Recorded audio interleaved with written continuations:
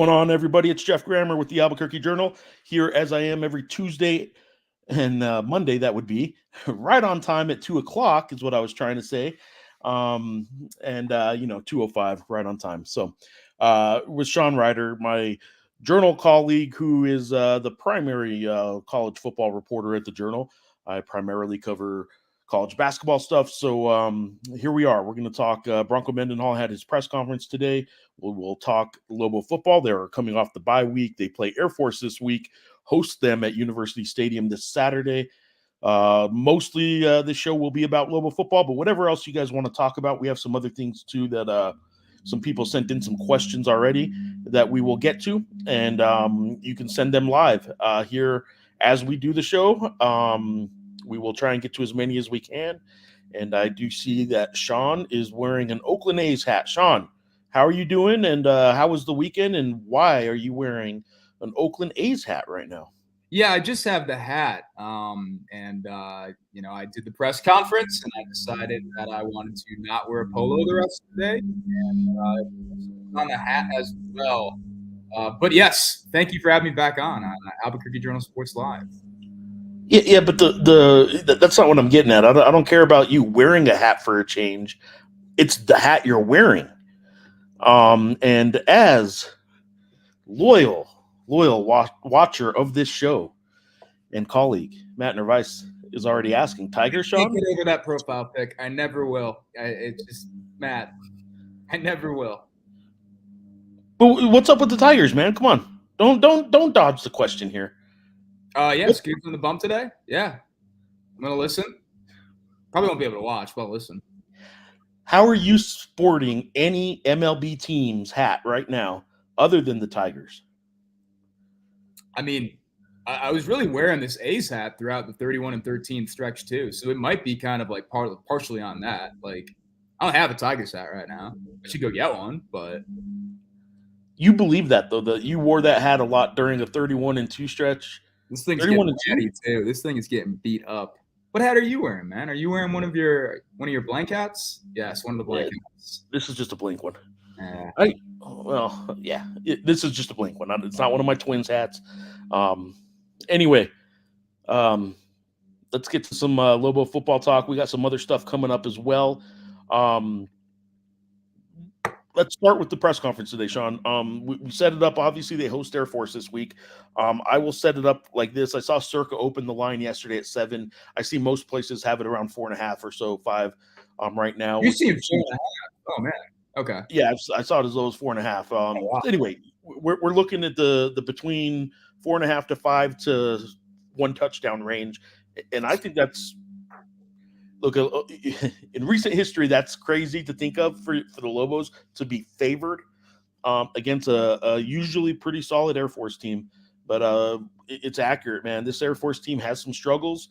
I know Bronco is of the opinion that it is a team that still presents all the same problems. Maybe it doesn't have those explosive plays and stuff like that it's been having, and maybe that's the only difference. I'll ask you here in just a moment. But it isn't as though they aren't executing their plays and doing what they do normally. It's just that maybe they don't have the home run threat. I think they still present a challenge that a bye week probably helps. So I'll ask you, what did Bronco say about, having to play an Air Force team, and what do you think about their chances this week, Sean? Yeah, you mentioned, kind of how Bronco I'm assuming how you were thinking that, Bronco is kind of looking at Air Force and what challenges they present, and the fact that they do represent challenges, even if they haven't been all that good. They're averaging 11.4 points per game. That is 134 out of 134 FBS programs right now. And that's by a couple points even there too. 249 yards of total offense per game. That's 131 out of 134 FBS teams. Offense has been a struggle. Defense hasn't been terrible, but the offense really hasn't helped them. I mean, they lost Zach Larrier from last year, Emmanuel Michel, John Lee Eldridge from that offense, Trey Taylor from the defense as well too. Just a really young football team, kind of getting acclimated. And that's kind of the tone I think you're hearing a lot from Troy Calhoun and all that throughout this season. But yeah, at the same time, it is the option, and it's probably the one of the things that stood out to me was today in terms of Bronco talking about it was the fact that he said out of all the service academies throughout the years, they've probably been the most creative in terms of pre-snap stuff and how they set it up formationally, and then also just after the fact as well too. So made it clear that UNM is going to have to play very disciplined on defense and very assignment sound to make sure that they can keep this offense down. And it is kind of an interesting question, right? Air Force's offense has not been a big strength for them this year. UNM's defense has not been a huge strength for them this year. We can maybe look at the first three quarters in the Mexico State game and say that there might have been a little bit of a corner turn there, perhaps. But there was also that fourth quarter that was kind of a sour ending for some players and coaches who were encouraged by that first three quarters, but I don't know. Yeah. I think 4.5 is still about right? Like I think that seems good in my head. I'm going to pull up Vegas Insider, which usually has 9 lines listed total. So I think 4.5 sounds right, just because look, I thought the New Mexico State game, because of history and tradition, was going to be a lot closer line, and I was clearly wrong there. Vegas knows what it's doing, and it's made its adjustments. This Air Force team's pretty bad, and this UNM team isn't as bad as record or recent history shows. So that said, let me see. I just did a search for the word history instead of the search for the word New Mexico. All right.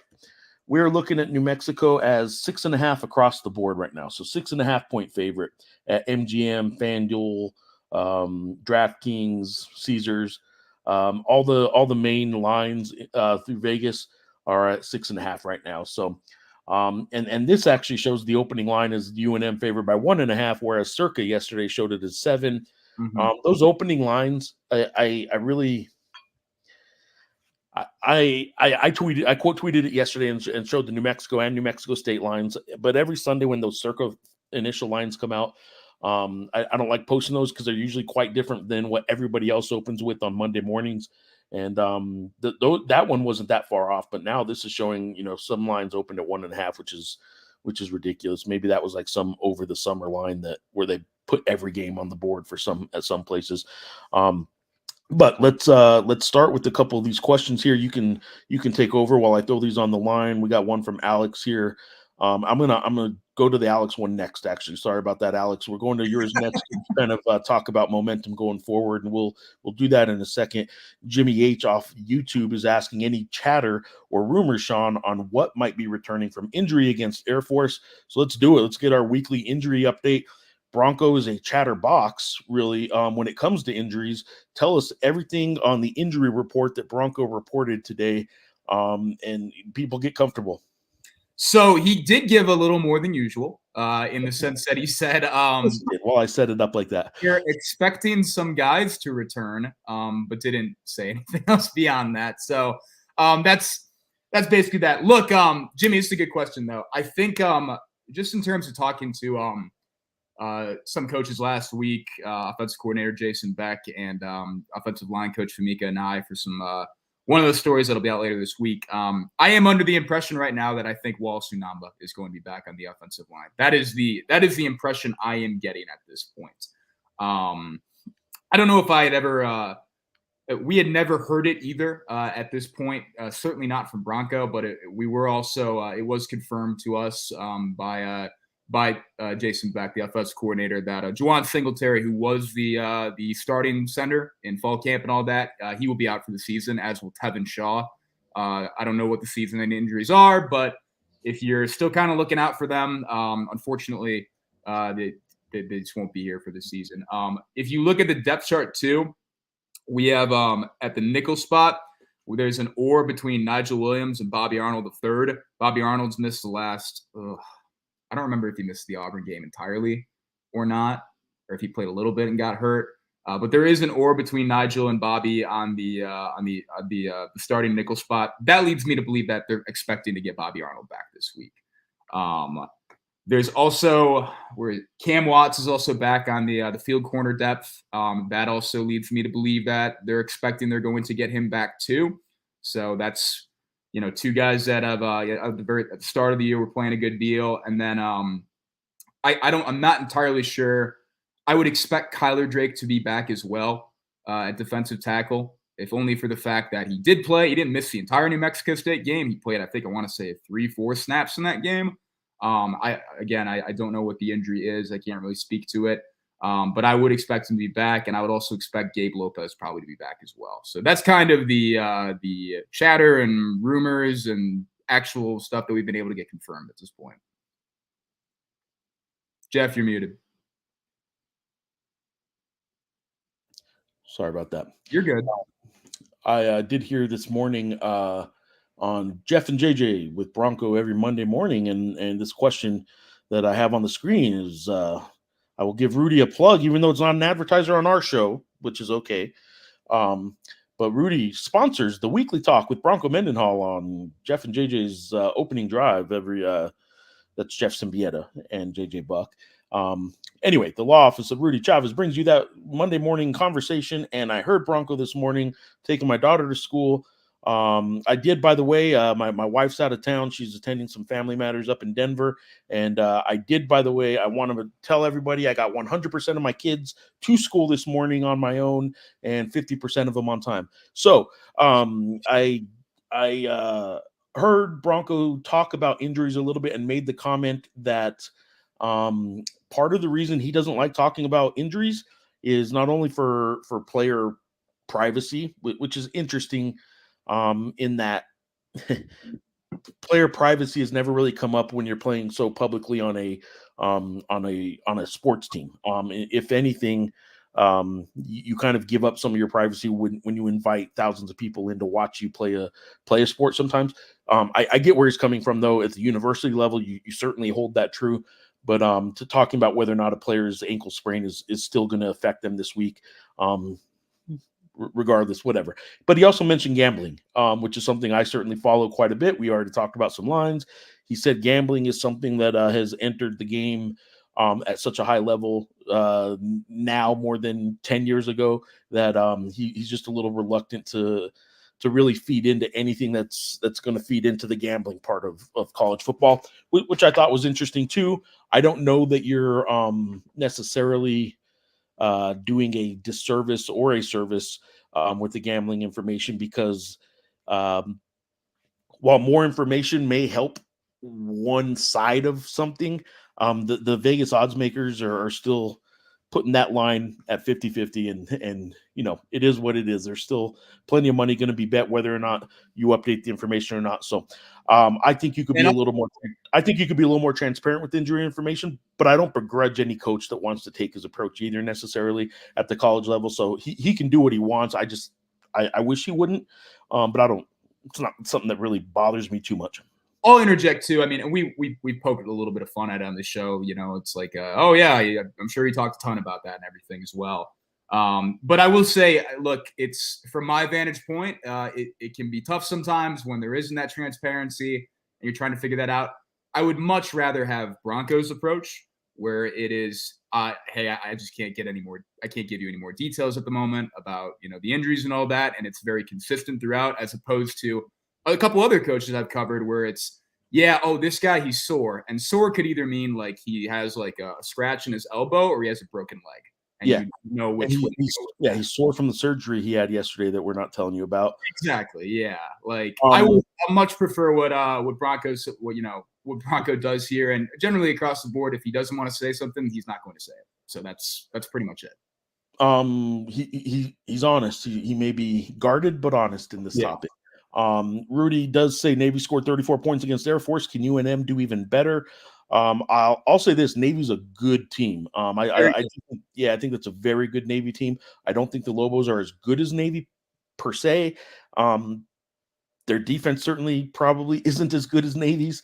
I think that's fair. But the Lobo offense maybe is as good as Navy's. Maybe not when Navy gets rolling. I do think Navy. Well, I'll say this: the defenses aren't equal right now. But UNM's offense is pretty good. Can they put up 34 against an Air Force team? Yeah, I think they can. Yeah, I do. And I think part of that too is probably, that probably ties into what New Mexico's defense can do as well, right? I mean, we've all seen the option football. You're squeezing possessions and all that, and just it could be if Air Force's offense does actually find a legitimate groove, and we'll see what they do with the quarterback position there, whether it's Busha or Hayes or the other guy on the depth chart, because there's 2 wars and 3 guys right now at quarterback. But yeah, if the offense can get rolling and they can squeeze possessions and all that for UNM, then that can certainly get tricky as well. But if UNM's defense is, they do get some key guys back and kind of figure that out, it'd be interesting. It's before we get into a few more specific questions I have about this week, we'll get to Alex, who I teased his question earlier and quickly took it off the screen. But Alex is saying, after the bye week, do you believe that football has had time to reset and focus their issues thus far? And also, how do you see their momentum moving forward? I'll kind of spin the bye week question into this. Because it's Air Force, did they go ahead and get into some more specific preparation ahead of time, or did they take that bye week to sort of, coaches talk about this sometimes, and I think it's true. I don't think they want to get out of their routine very often, even on bye week. Sometimes I think people think when you have an extra week to prepare for a team, sometimes that's all you're doing. Sometimes a coach will take a bye week or a bye spot in the schedule, like in basketball, where instead of 2 games in a week, you only have 1 and you have a couple extra days. That doesn't mean they necessarily just start preparing for that next game the entire time. Sometimes they genuinely take it entirely just to rest. Sometimes they just work on themselves. They don't want to necessarily mess up the routine they've had all season of Monday we do this, Tuesday we do this, Thursday blah blah blah, Saturday's game day. So what was Broncos' approach? Did he spend extra time because Air Force is so unique? Did they spend some extra time preparing for Air Force, or did they just focus on themselves and getting healthy? Definitely a mix, right? In terms of what I was aware of the players' schedule last week and all that, I believe they lifted 2 or 3 days and all that. That's all they did. And I'm certain there were some meetings peppered in as well to kind of get the process going forward.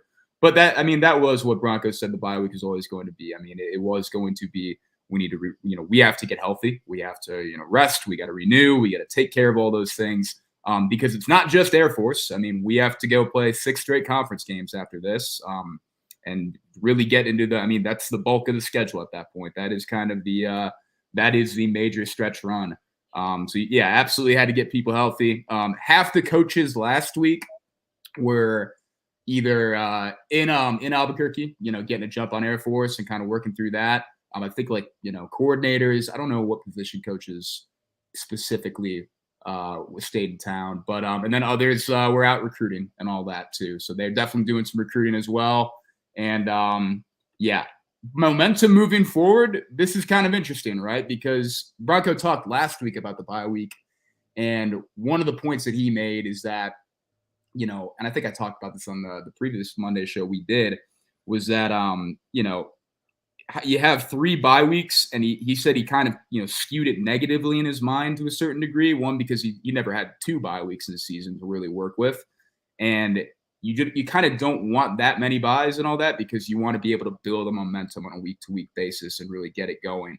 And he said, no, I mean, the bye came at the perfect time just because of the amount of injuries they're dealing with on defense and a couple on offense. And then just to have this stretch run coming up, this was kind of the time too. But the overall momentum, I think I think they do have certainly more momentum than Air Force at this point too, right? With the identical records and all that. And it feels like there's more room to kind of, keep pushing and keep getting better. Air Force is kind of in a tough spot at this point. I listened to Calhoun, head coach Troy Calhoun, talk after the Navy game on Saturday and all that. I listened to his comments this morning. And I think he was asked the question, what do you even do at this point to, get things going? And he said straight up, we have to improve in everything. I think we punted the ball adequately is what he said about the Navy game. There you go. Yeah.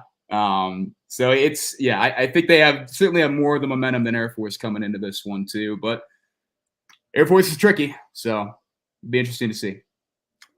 As his second part of his question is, momentum moving forward. That's momentum in any sports really about the next game, right? And in college football, it's about this week's opponent. So momentum goes away pretty quickly if you lose this game. So I will ask his question.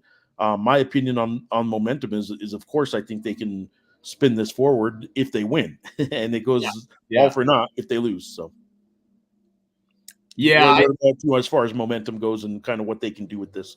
This feels like I mean, you get this one. I mean, then you're up to 2-4, right? 2-4, and then you got a 2-game road swing: Utah State and Colorado State. And I mean, if you split on there, then you get up to 3-5 potentially. And then I mean, you come back home. I think it's Wyoming after that. Correct? I'm not entirely sure. You're muted again, Geoff. Yeah. So Trying to pull up their schedule while you talk, but I'm doing it on the screen that I'm not supposed to do it on. So yeah. yeah. I mean, obviously we've talked about they had a 5-game stretch of winnable games, starting with New Mexico State, and they got that one out of the way. Air Force is obviously the next one that is very winnable. Pulling up men's basketball schedule. Sean, I'm on top of my game today. Pulling up the wrong schedule here. Here we go. Here's the Lobo football roster. And that's not what I want. The Lobo football schedule. New Mexico State last week, they got the win. Air Force this week. And then the stretch goes Utah State in Logan, at Colorado State in Fort Collins, versus Wyoming, at San Diego State, and then you got the Washington State game. I'll tell you what, these next 5 are all winnable, and San Diego State did get their first conference win over the weekend, partly only because they played Hawaii. If you look at some of the only wins on the schedule left for some of these teams, or some of the teams that remain for the Lobos, it's only because some of them have played each other already, and there's not a whole lot of FBS wins on the board for these opponents. The Lobos still have everything in front of them to make a pretty good run. Not suggesting bowl eligibility is there yet, but I am suggesting that they can still get to 4, maybe 5 wins on this schedule. What anything adjusted in your mind in terms of a win total you think they can get to? Not quite. I'm still going to probably hold pat at around 3-4 wins. I think that's pretty reasonable at this point with the slate of games that we've kind of that you're expecting and the way that the teams have performed and all that. And we've covered it in depth. How brutal that first stretch to open the season was. Obviously, Montana State, Arizona, Auburn, and there's a point where the schedule lightens up to a certain degree, and they're definitely about to enter it right now, if they're not already in it, honestly. Had they held on against Montana State, they'd be in a really good spot right now, to be honest. Yeah. But again, in hindsight, you look at what they did against Montana State, and yeah, they had a chance, and people think, oh man, really big missed opportunity. When you see Montana State keep winning and doing what they're doing, maybe that was just a pat on the back kind of game for the Lobos, more so than a wow, they really let one slip away there. But we've gone through that before. I'll bring up another comment here, and then I have a couple other comments that I'm going to pull up on the screen that were before the show that I can't do this in the same format, but I have them saved and I'll pull them up. Juan asks, "Hey Sean, where can we get a look at the depth chart for the week?" I'll let you field that if you have an answer. Yeah, Juan. Usually, instead of like just taking a picture on my iPhone from 2018 of the actual printed out depth chart, I get the press conference. I like to wait to get the PDF version of that and post it on Twitter, just because it's a little clearer and all that. So usually I get that really right about this time. I might even have it in my inbox. So I'll have that posted on Twitter, Juan, and we can all take a look. As in terms of the depth chart, a couple things I do kind of want to look at. Nothing major, no like major earth-shattering changes, but we do have a couple more oars than usual. The X position for the wide receivers, that is an oar right now for Caleb Medford, Nick Trujillo. You could probably argue that it should have been an oar before, or at least the usage indicated that it was more of an oar anyways. Been an oar, sure, yeah. Say it again?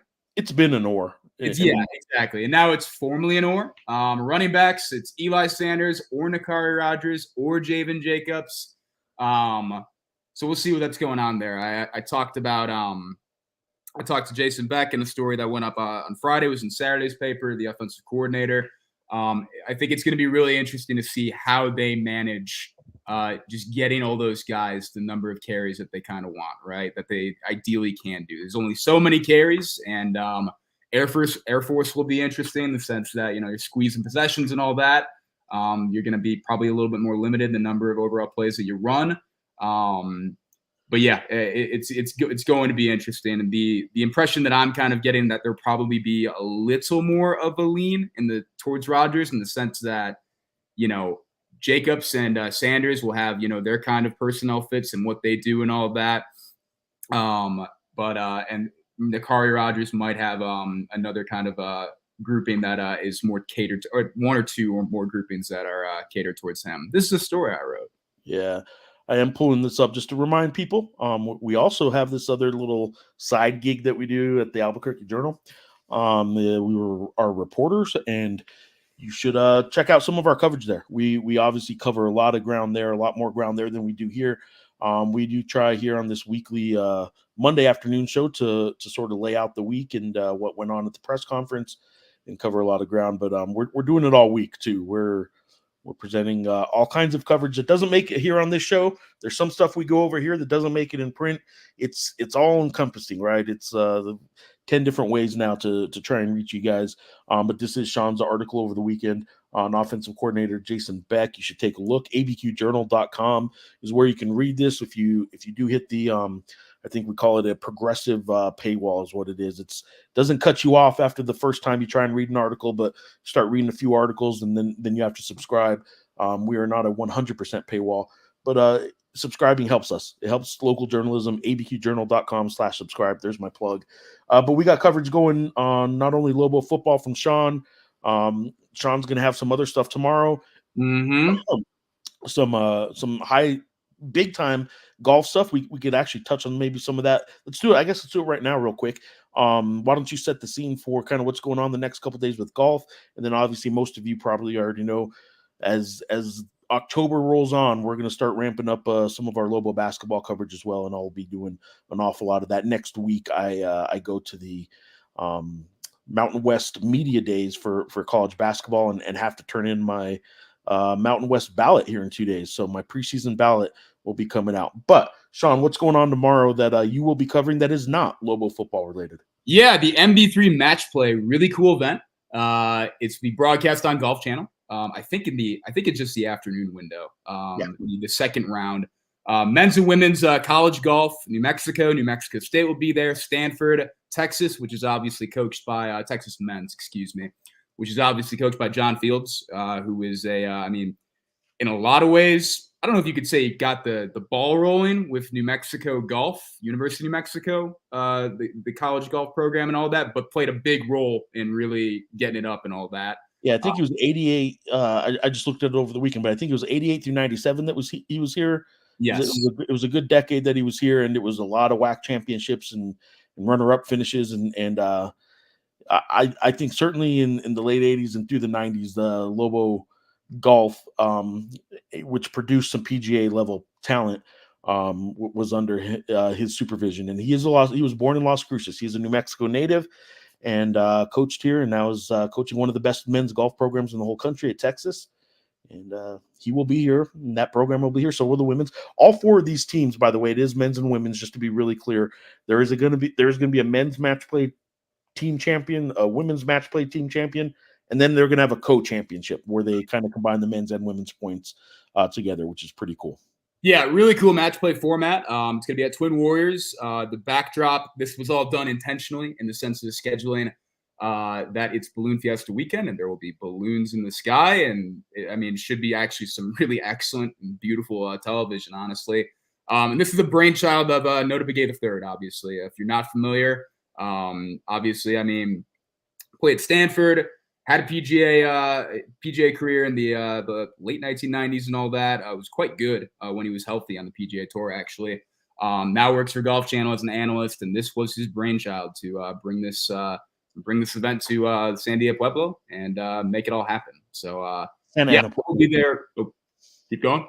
Santa Ana Pueblo. Excuse me, Santa Ana Pueblo. My bad. And for those that don't, I can't imagine a lot of people watching this show don't know, but I mean, he is from Albuquerque, went to Albuquerque Academy, and his son is now a freshman on the Albuquerque Academy soccer team. And he also mentioned over the weekend that his son is kind of the first of his kids to take an interest in golf.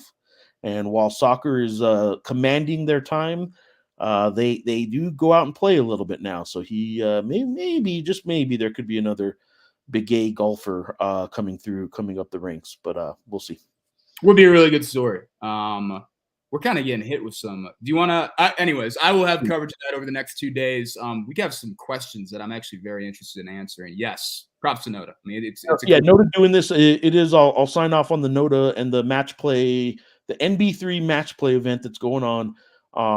As Sean laid out there, it's certainly the backdrop was intentional with Balloon Fiesta. It's basically a 2-day kind of advertisement on the Golf Channel for New Mexico, for Santa Ana Pueblo, for these 4 programs. A lot of stories about these players: New Mexico State, Stanford, and Texas, men's and women's both, and a lot of storytelling, a lot of free airtime for these universities, and that should be good for Albuquerque and the area in Santa Ana Pueblo specifically.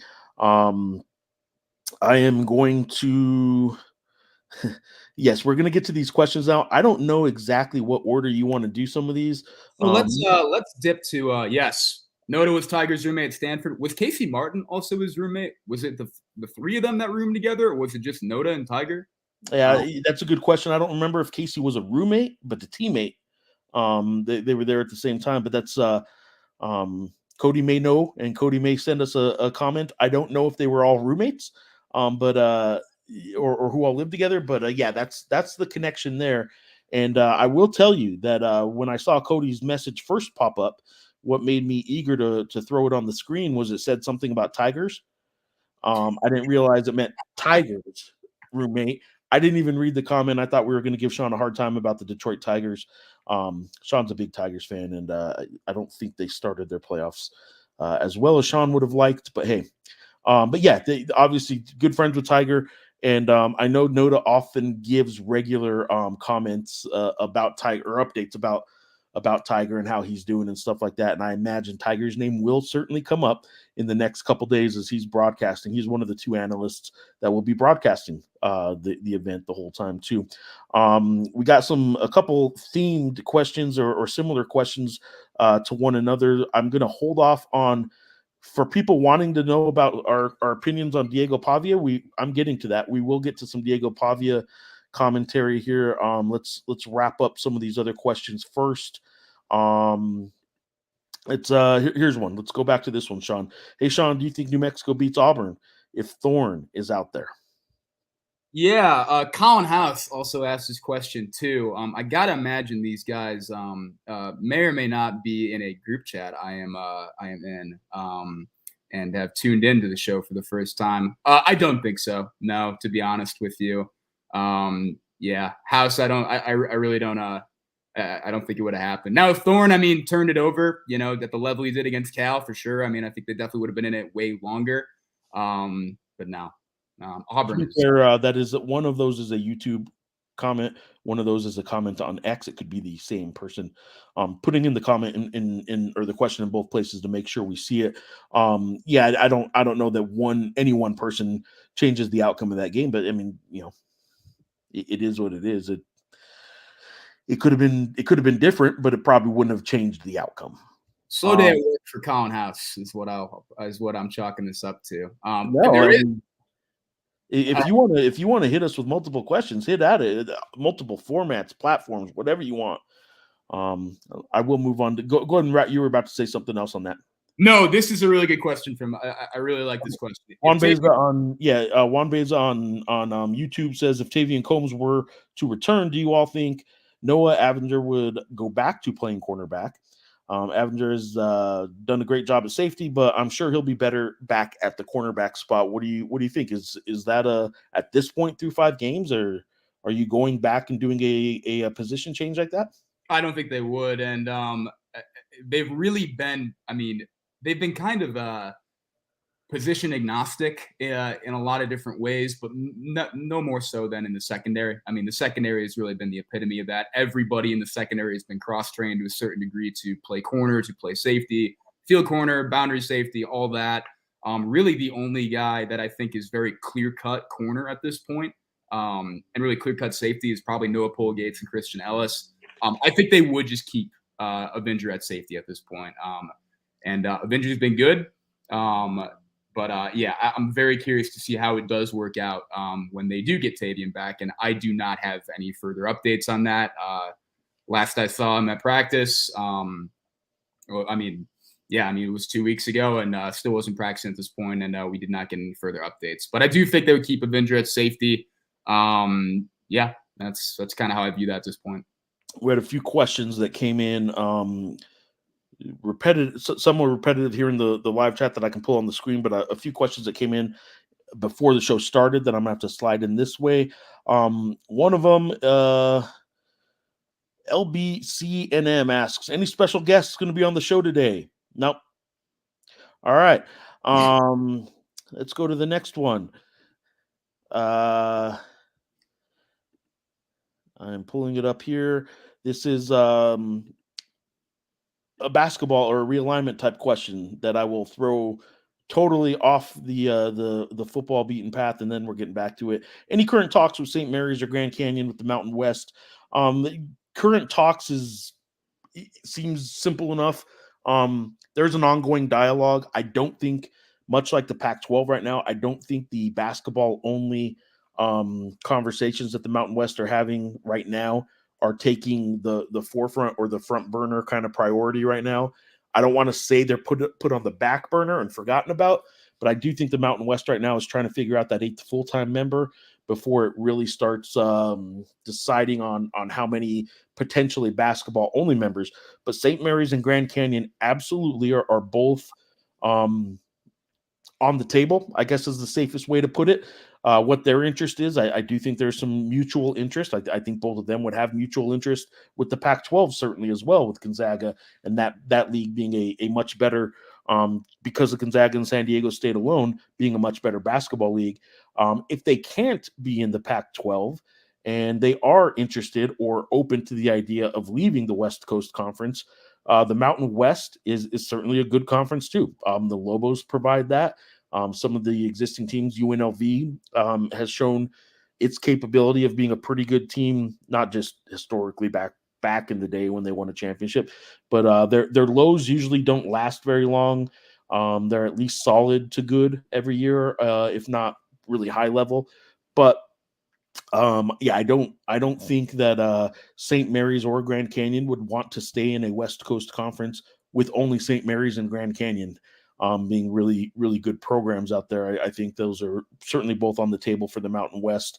And I just don't think any of that will be decided.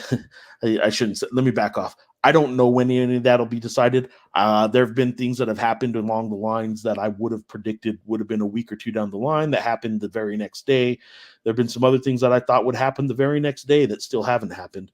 So I'm not going to put timetables, guesses on any of this, but I will confirm I am very well aware that St. Mary's and Grand Canyon both are certainly on the table, and there are discussions with both about joining. What level that means, I don't know for sure, but yeah, that is a possibility. All right, let me one more that was before the show that also kind of corresponds to some guests or some questions that we have in here, and it is from Rob, who Rob actually has a question here on YouTube as well, but I'll pull up his previous question from that he put on X before the show started.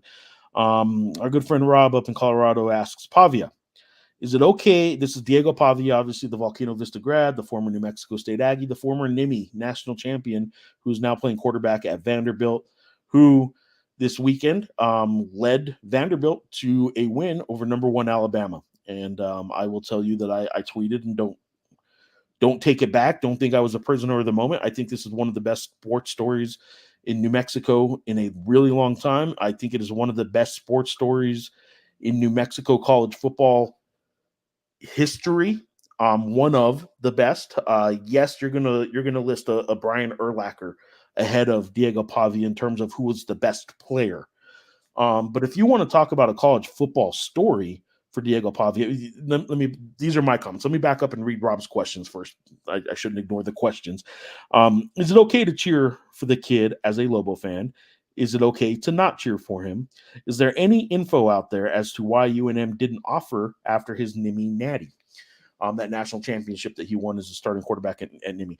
My opinion of Diego Pavia and the story is this: you tell the story as it is played out. He had a troubled. I'll use the word troubled. He certainly wouldn't. His family wouldn't. But he had a little bit of an issue in high school that some coaches knew about during his wrestling career. He was small. He is small and undersized. Wasn't the slam dunk recruit as a quarterback out of Volcano Vista High School. Had no scholarship offers, not only from not New Mexico, but we're talking not New Mexico State, not Vanderbilt. He ends up going to Nimmy to play quarterback. He was not initially the starting quarterback at Nimmy. He did not win that job from day one. He eventually became the starter and led them to a national championship. That alone would have been a hell of a story as a New Mexico quarterback. But then he gets back onto the recruiting market, right? That's how it works after junior college. UNM again did not offer him a scholarship. They did. Go ahead. Can I interject? This was something that former head coach Danny Gonzalez did address a little bit last year. I don't remember if it was in the wake of the New Mexico State game or right into the New Mexico State game, but it wasn't even anything that we brought up. It was something that he brought up on his own accord. And the tweet that I have from that period, Danny said that they thought they were in different situations at the time in terms of what they had at quarterback. And he often tells prospective recruits to prove him wrong. And then, quote, Danny, he did. Yep. Yeah, that's the kind of vibe that I've gotten in terms of just, talking to people and people saying things as well. Thought they're in different positions at the time. Some of the things that Geoff laid out earlier as well also were kind of in that. I'll absolutely say Danny never once did. But I'll say that there were some questions too that went beyond football about his role on what Danny was trying to do. Danny has to wear it. He knows it. He did not recruit a local kid who wanted to be here. He wanted to be at UNM. And Danny made the decision, right or wrong. And it wasn't just about football necessarily in Danny's estimation. And now Danny has to wear it, but he stands by his decision. And like Sean just said, Danny's side of this was we were in different positions. We didn't offer him, but let's go prove me wrong. And he absolutely did. He goes to New Mexico State, and the story at New Mexico State was a great one, but let's not forget Jerry Kill did not want Diego Pavia to be his starting quarterback either. As good as Jerry Kill's 2 years at New Mexico State were, Diego Pavia made those 2 years happen every bit as much as Jerry Kill. I know Jerry Kill gets a whole lot of credit for it and should. He did things that coaches don't do at New Mexico State.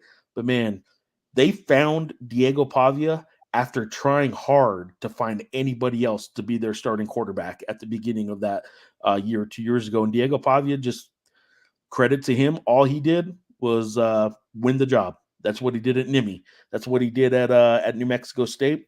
They were hoping to find anybody else but Diego to be their starting quarterback, and Diego didn't let it happen. Leads them to a bowl win that first season, leads them to another bowl game last year in a 10-win season, and Conference USA Offensive Player of the Year, I believe, if I remember correctly. Was that last year or 2 years ago? I can't remember which year it was, but and then he transfers, right? Kind of follows Jerry Kill and crew to Vanderbilt. Now he was named after just getting there at the beginning of the summer. Diego Pavia gets named and voted by his teammates as team captain there. He is the starting quarterback. He has now led them to a couple pretty big wins, and none bigger than Saturday against number 1 Alabama. And Diego Pavia goes full New Mexico kid on air on the open mic after the game, and goes from thanking God for the vision that he had as a kid, and God has laid out this path for him, and to cussing about how Vanderbilt and the fans are turned.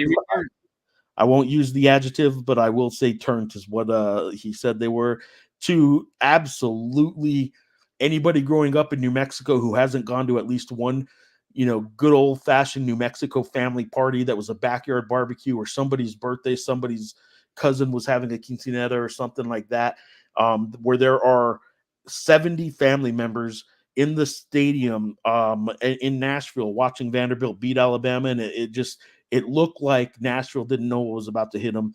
And the Pavia family was there, and his brothers are out on the field, and they're hugging, and they're doing all kinds of crazy stuff. And I'll bet they had a hell of a night on Saturday in Nashville. And it was awesome to watch as somebody who grew up in New Mexico and has a whole lot of friends that fit the profile of Diego Pavia. Somebody posted on X on Saturday that it was almost Tapia-esque, Johnny Tapia, who certainly has people had their opinions of Johnny Tapia here, and he's a beloved New Mexican athlete because he would cuss on air every now and then. He had his issues and still just did his thing and did it well. Diego Pavia's story is one of the best in my mind in New Mexico sports history already. Nobody else, as Brian Urlacher was a better player. That's not in question. Brian Urlacher never beat a number one team in the country. Brian Urlacher didn't go win a national championship at the junior college level. I don't know what Brian Urlacher's bowl record was, but what Diego Pavia has done is something that absolutely, in my mind, should be cheered for. But I'm not going to tell any fan how to fan.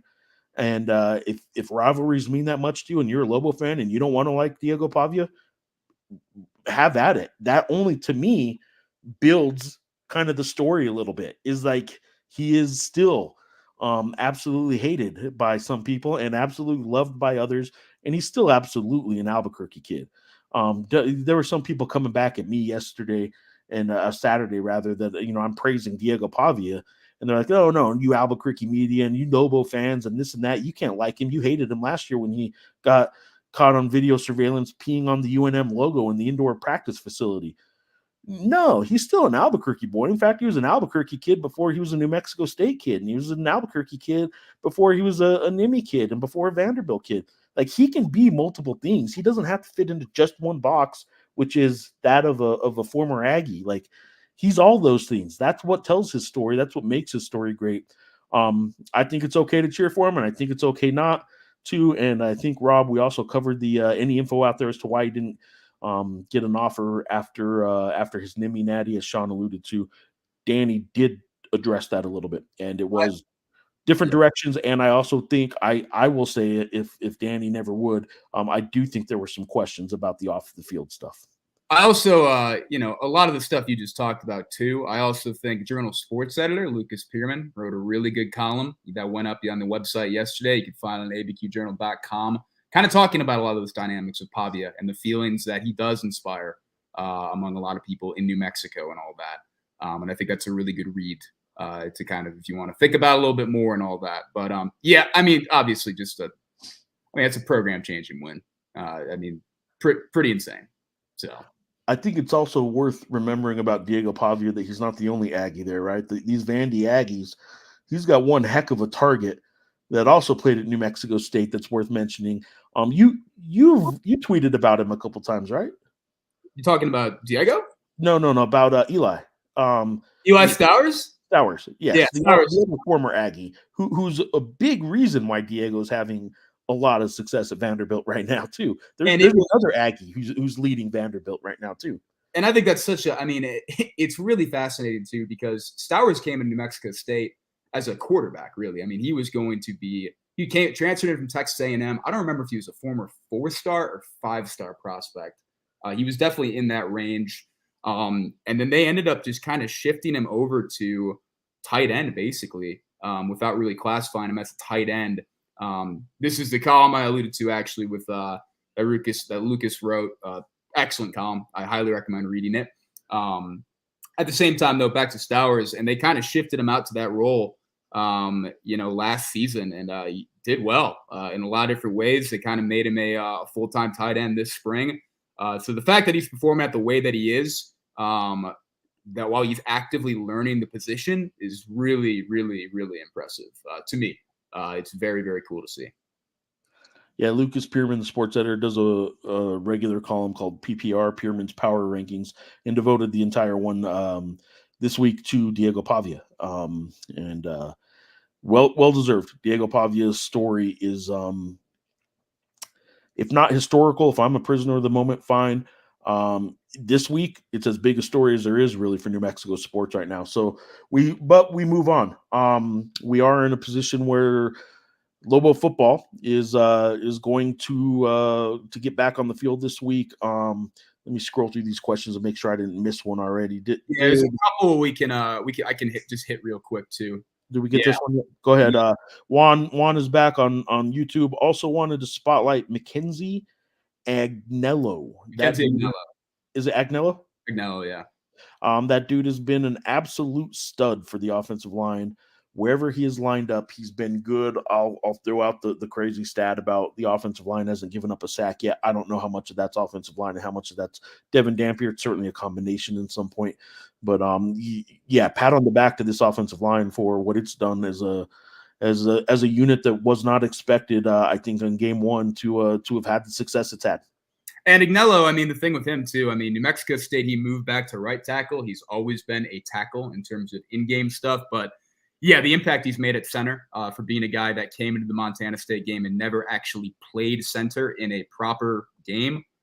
Really, really, really impressive. I'll have a story a little bit more about the offensive line this week, and a lot of it will focus on the kind of impact that Agnello has brought to the table. But I second it completely. I mean, for a guy that's that was kind of just put into that position from the get-go, he's been excellent. I apologize for not getting these next two questions or comments on Diego Pavia. They look like they're related. I don't know that Jimmy H and Rob are the same person, but on YouTube, while we were talking Diego Pavia, Rob pointed out Dallas Cowboys are going to take him as a late round draft pick. He's going to end up winning a Super Bowl, and he'll end up with his own New Mexico license plate. That's the story of Diego Pavia in Rob's estimation, right? As I was building up this huge story, this folklore of the Diego Pavia story, to which Jimmy H responded, and I do think you can see all the questions lined up. He'll end up in Santa Fe making license plates. So there you go. There's the should Lobo fans root for the guy or should Lobo fans hate the guy? You get to do whatever you want and end up in Santa Fe making license plates for you out of towners. Sean, maybe you fall in this. You may not know this, but the state penitentiary is located in Santa Fe, New Mexico. And as history would tell you, way back when, 100 years ago, there was a choice between Albuquerque and Santa Fe. One of them is going to get the state penitentiary. One of them is going to get the university, and Albuquerque ends up getting a university, and Santa Fe ends up getting the state pen and the correctional facility. And at the time, the correctional facility with all the jobs was the way to go for Santa Fe. And I'll bet in hindsight they would have wished they had the large university what UNM has become with the medical school and the law school and all that good stuff. Blah blah blah blah blah. So back to Lobo football. Rick or R. Thompson, I think this is Ricky, but R. Thompson 1050. Will we see any of the Wildcat with Soul J anymore? Peter, not anymore. Yes, yeah. BYU transfer came in. I think he came in right after the end. No, he came in late actually. There was some stuff. There's some holdups with admissions and all that, so he came in a little bit late. But BYU transfer. If you remember the 2022 New Mexico Bowl. He was their quarterback for that game, and he earned offensive MVP honors in that game as well. Now he's playing running back. I think he will. I think he will, and that's also something too that Beck has talked about. Got to get carries for Rodgers, got to get carries for Sanders, got to get carries for Jacobs, and they want to start working in Maya Peters in more regularly too. I really think New Mexico State, if I remember correctly, that was the first time he had gotten handoffs really since. I think he got handoffs against Montana State, but it wasn't a whole lot either. But I think you will see that. So, yeah. All right, Sean, what do we need to know about this week's Air Force game that maybe we haven't talked about, or just to kind of recap, setting up the week ahead?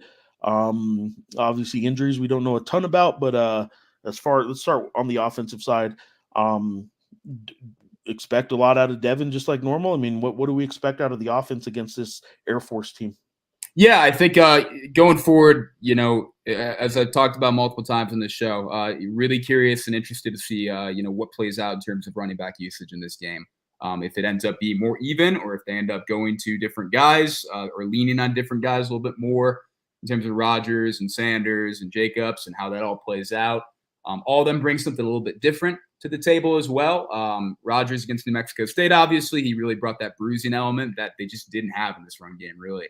To that point. That's not a knock on Sanders or Jacobs. That's just more of who Rodgers is, honestly, and what he can bring to the table. So I'm curious to see how that all gets balanced. When I did talk to Beck as well, you mentioned feels like there's a little bit of momentum in terms of getting Caleb Medford and Nick Trujillo more involved in the passing game. New Mexico State, I think it was only one catch for Trujillo and 2 catches for Medford, but the 2 catches for Medford helped set up a couple scoring opportunities, and that Trujillo's I think did as well. I'm actually not sure. I don't think that landed in the red zone. I think that was more midfield, but at the same time, feels like there's a little bit more momentum there. How much that gets involved, how much that develops against Air Force, I'll be really interested to see. And then the defense. I mean, how healthy is this defense on Saturday? We're going to find out probably right before. But yeah, I mean, it'll be interesting. I mean, if they have Kyler Drake and Devin Brand Epps back on the defensive line, I think that'll be a big boon for them in particular.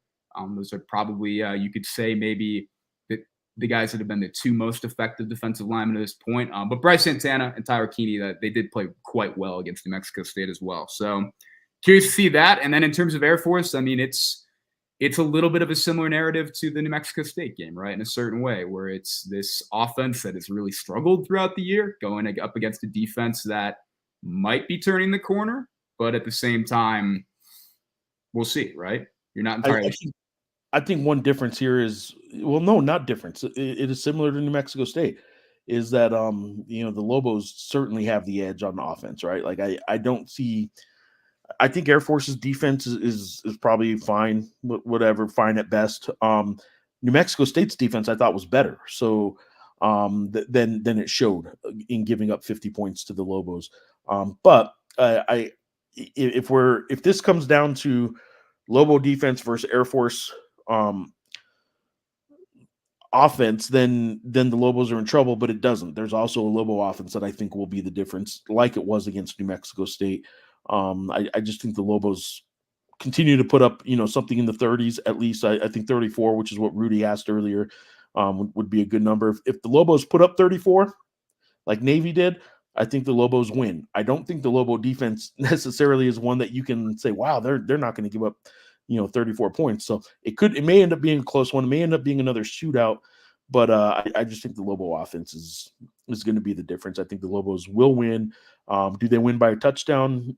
Sure. I think the Lobos will actually not only win, but win and cover this week. I didn't think they would cover against New Mexico State, but they did slightly. It was a 9.5 point spread, and it ended up being 10 points. But this week I'll curse it. Sorry, Lobo fans, but I do think the Lobos actually cover this week as well with that extra week of preparation. So it should be interesting. Anything else about this game coming up, Sean? Yeah, I think it'll be look. I think at the end of the day, too, if this is going to be an interesting test for the defense. Obviously, the option is always difficult to prepare for. I mean, it requires you to be assignment sound, requires you to be physical, and all that. And while the Air Force hasn't been great to this point in the season, obviously, I mean, it's still a challenge regardless. And I think if UNM does pass the test in terms of defending the option, and I think you got to feel better about the defense and all that too. So yeah. That's kind of where I am at. I don't have I don't know. I'm not quite sure if they cover yet. I got to make up my mind on that, and I'll write a prediction later in the week. But yeah, you saying they cover the 6.5? Is that how you feeling? Yeah, I think they win by a touchdown. Okay. I'll give them a touchdown. I will add this as well. This is been yes. To me by only about a dozen times so far this weekend. Including within minutes of it happening Saturday night on Saturday Night Live. I will break, I'm sure get sued for copyright infringement and all that. This is just the shortest clip version I can see out there. You should certainly go to SNL on YouTube, on NBC's website, on wherever you want, on X. But this is the cut down version proof that I am the walking embodiment. I am what our forefathers, I am what George Washington envisioned as the future of this country. And here you go. And we will be free to spell some words 2 different ways. Which words, sir? Donut.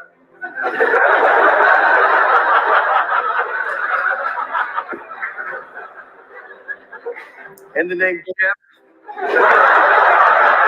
What are the 2 ways to spell Geoff, sir? It's the short way with a J and the stupid way with a G. USA, USA, USA. That's right. I am the stupid way with the G. I am what George Washington envisioned for this country's future. And I think you can credit me for everything that's going right in this country right now. Everything that's right on social media and everything that's right in politics and sports and everything. I think you can credit me for all of it. It is hilarious that we both of our first and last names. I don't know how many people, if you said it and asked them to spell it, would nail either on the first try or even the second try or maybe the third try too. So that's right. Yeah, good combo. All right, Sean. Before I sign off by playing this one more time, thanks for everybody for watching. Thanks for listening. I will ask Sean though, any revisiting of Greek yogurt in the past week? Have you yet had the grape? Have you yet had a blueberry? Yeah, still on hiatus with the Greek yogurt. Not gonna lie, have not tried any new fruits, either commonplace or exotic, recently. We might be working.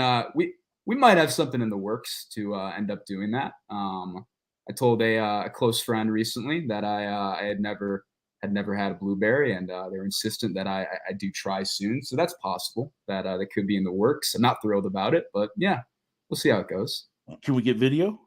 Yeah, absolutely. We got to get content out of it. I mean, we've been talking about it for we're going on months now. I mean, you have to get content out of it. All right. We're going to get content this season on at least a blueberry tasting at some point. Sean, go enjoy your Tigers. I don't know. I honestly don't even know what the score is right now. I'm sure you do. I don't. No, I have no clue. Okay. I have no clue what's going Tigers, on. Go enjoy some baseball. You got some work to do, I'm sure, too. And we will sign off with one more playing of the vision of our country from the great George Washington. Until next week, thank you guys. 0-0 in the fourth is what Lucas Pierman is helping us out with, the sports editor who is watching our show and the Detroit Tigers doing yeoman's work. Good job, Lucas. You're carrying the torch for us, and I'm sure putting out a paper today as well with stories I probably should hurry up and write. Until next time, thanks for watching, everybody. Thanks for sending us your questions and comments. Sean, enjoy the game this week against Air Force. And until next time, thanks, guys. Thanks, guys. And we will be free to spell some words 2 different ways. Which words, sir? Donut.